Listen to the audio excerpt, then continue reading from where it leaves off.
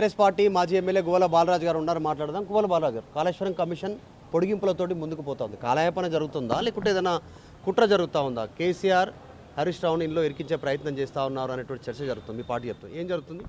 అధికారంలోకి వచ్చిన వెనువెంటనే కక్షపూరిత చర్యలకు తెర లేపింది. ఎంతోమంది పైన కక్ష తీర్చుకునేటువంటి నైజం కలిగినటువంటి ఈ ప్రభుత్వానికి కాలయాపన చేస్తుందని మాత్రం నేను అనుకోవడం లేదు, మేము కూడా ఆశించడం లేదు. తేల్చండి, ఏదైనా నిజంగా దోషులు ఒకవేళ ఎవరైనా ఉంటే, నిజంగా మా వల్ల ఏమైనా తప్పు జరిగి ఉంటే, మేమే నిజంగా దోషులం అయితే నిర్ధారించండి, శిక్ష వేయండి. కానీ చట్టాన్ని చేతుల్లోకి తీసుకునే విధంగా మాకు తోచినప్పుడు ఎంక్వైరీ పేరిట సమయాన్ని వృధా చేస్తాం. ప్రజా పోరాటాలకు శ్రీకారం చుడుతున్నటువంటి బీఆర్ఎస్ పార్టీ పైన అభాండాలు వేయడం ద్వారా ప్రజల లోపల ఒక లేని పర్సెప్షన్ క్రియేట్ చేయొచ్చు అనే భ్రమలో మాత్రం ఉండొద్దు ప్రభుత్వం. నిజంగా మీకు దమ్ముంటే తేల్చండి. ఒకవేళ అవినీతి జరిగి ఉంటే చట్టపరంగా శిక్షించండి.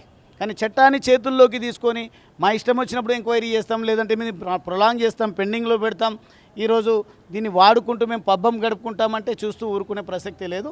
మేమే డిమాండ్ చేస్తున్నాం, ఎక్కడయ్యా అన్యాయం. నేను మొదటిసారి ఎమ్మెల్యేన మొదటి నాళ్ళల్లోనే నెల 2 నెలల వ్యవధిలోనో ఒక విమర్శ భూమికి సంబంధించి వస్తే నా స్థాయిలో నేను మా ముఖ్యమంత్రి గారిని సభ ద్వారా చట్టపరంగా నాకున్నటువంటి ప్రివిలేజెస్ను దృష్టిలో పెట్టుకొని, ముఖ్యమంత్రి గారు దీనిపైన ఎంక్వైరీ వేయండి, నిగ్గు తేల్చండి, కానీ మనము ప్రజల చేత ఎన్నికైన మన ప్రభుత్వానికి ఇటువంటి పేరు మంచిది కాదు అని ఒక భూ తగాదా విషయంలో ఎక్కడో కాదు, ఒక మానస హిల్స్ అనే ఒక దగ్గర ల్యాండ్ సమస్య వస్తే నేను అధికార పార్టీ శాసనసభ్యుడిగా ఉండి ప్రశ్నించి నిగ్గు తేల్చడం జరిగింది. దాంట్లో ప్రభుత్వం పెద్దలది కానీ ప్రభుత్వ ప్రమేయం కానీ ఎక్కడ లేదు అని తేల్చినా కానీ దాన్ని పదే నోటికి వచ్చినట్టుగా మాట్లాడుకొని ఇప్పుడు అక్కడ ప్రాజెక్టు జరుగుతుంటే కూడా ఆ ప్రాజెక్టులో డబ్బులు వసూలు చేయడానికి పూనుకొని ప్రభుత్వము బిల్డర్లను, నిర్మాణ రంగంలో ఉన్నటువంటి వ్యాపారస్తులను ఇబ్బంది గురి చేసే ప్రయత్నం చేస్తుంది.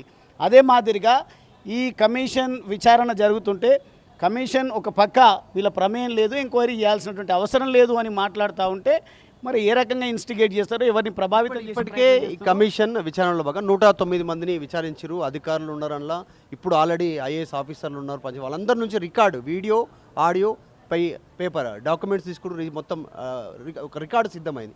అయినా పొడిగింపు వెనకాల ఏముంది ఆలోచన? నెక్స్ట్ ఆల్రెడీ గతంలో కూడా కేసీఆర్ దీనిపైన ఒక వివరణ ఇచ్చారు, 14 పేజీలకు పైగా వివరణ ఇచ్చారు. ఇప్పుడు మళ్ళీ ఏంటి అంటే డైరెక్ట్గా పిలిచే అవకాశం ఉంది, అరెస్ట్ చేస్తారు ఆ విషయంలో అనేటువంటి చర్చ. ఈ అరెస్టులకు, ఈ తాటాకు చప్పుళ్లకు భయపడే నైజం మా నాయకులది కాదు, మా పార్టీది కాదు. మీరు ఏం చేస్తారో చేసుకోండి అని పలు సందర్భాల్లో నిజంగా మీకు మీ భాష మీకు అర్థమయ్యే పద్ధతిలోనే మా కేటీఆర్ గారు, మా కేసీఆర్ గారు, మేమందరం కూడా చెప్పడం జరిగింది. మరొక్కసారి నేను చెప్తా ఉన్నా, మీకు దమ్మున్నది చేసుకోండి. ఎంక్వైరీలో మేము దోషులమని తేలితే, మేము కల్ప్రిట్స్ అని తెలిస్తే మా పైన చట్టపరంగా ఏదైనా శిక్ష వేయండి. కానీ ప్రజల మధ్యలో అబాసు పాలు చేయడం కోసం మాటలు ఉచిత అలవిగాని హామీలు ఇచ్చి వాటిని నెరవేర్చుకోలేనటువంటి స్థితిలో ఇదే అంశాలపైన చర్చ జరిపి ప్రజలను మభ్యపెట్టొచ్చు, మోసం చేయొచ్చు అంటే మాత్రం ప్రజలు చూస్తూ ఊరుకోరు. ఇప్పటికే సంవత్సరన్నర కాలం గడిచింది, ఇంకా దగ్గరున్నది మీకు సంవత్సరన్నర 2 సంవత్సరాలు మాత్రమే. చివరి వన్ ఇయర్ అయితే మాత్రం ఎన్నికల యావలోనే పనిచేస్తారు ఎవరైనా కానీ. కాబట్టి ఈ సమయంలో మీరు ఏం చేస్తారో చెప్పండి. కానీ ఎంక్వైరీల పేరిట కాలయాపన చేసుకుంటూ మేమేదో వాళ్ళు తప్పు చేసిందని పబ్బం గడుపుకోవడం అనేది కరెక్ట్ అయిన పద్ధతి కాదు. ఒకటి ఎన్డీఎస్ఏ రిపోర్ట్ ఇచ్చారు, ఎన్డీఎస్ఏ రిపోర్ట్లో క్వాలిటీ లేదు, కరెక్ట్గా నిర్మాణం జరగలేదు అనేటువంటిది వాళ్ళు పదే కాంగ్రెస్ పార్టీ మంత్రులు బయట పెడతా ఉన్నారు. ఆ నివేదిక గురించి ప్రస్తావిస్తారు. అదే అంటాం, రిపోర్ట్ ఏదైనా ఉండని క్వాలిటీ లేదు అంటే దానికి ఎవరు రెస్పాన్సిబుల్ వాళ్ళని శిక్షించండి అంటున్నాను నేను. ఇంజనీర్ల తప్పు ఉంటే ఇంజనీర్లను, కాంట్రాక్టర్ల తప్పు ఉంటే కాంట్రాక్టర్లను, లేదంటే ప్రభుత్వమే ముఖ్యమంత్రి గారే ఎక్కడికి వెళ్ళి ఏమైనా మాల్ మెటీరియల్ కలిపి పనిచేసి ఉంటే వారిని శిక్షించండి, ఇబ్బంది లేదు. కానీ అనవసరంగా ఈ అబాండాన్ని మా ప్రభుత్వం పైన, మా నాయకుడి పైన, గత ప్రభుత్వం పైన నెట్టొద్దు అనేది మాత్రం కోరుతా ఉన్నాం. ఒకవేళ నిజంగానే ప్రభుత్వం అనుకున్నట్టుగా అరెస్ట్ చేస్తాం కాళేశ్వరం విషయంలో, తప్పకుండా వీళ్ళందరూ అవినీతి చేశారు, దాంట్లో వీళ్ళ ప్రోద్బలంతో వీరి సూచన మేరకే చేశారు, మొత్తం 119 మందిలో మెజారిటీ అదే వచ్చింది, కేసీఆర్ సూచన మేరకే చేశాము అనేటువంటి రిపోర్ట్, తుది నివేదిక తయారు చేయబోతున్నారని తెలుస్తుంది.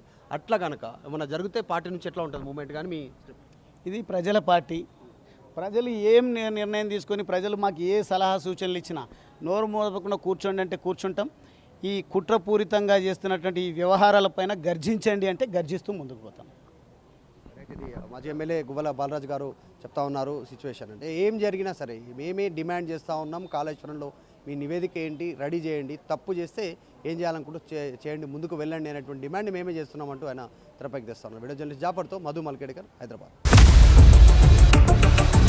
For latest updates on India Pakistan, download our TV Live app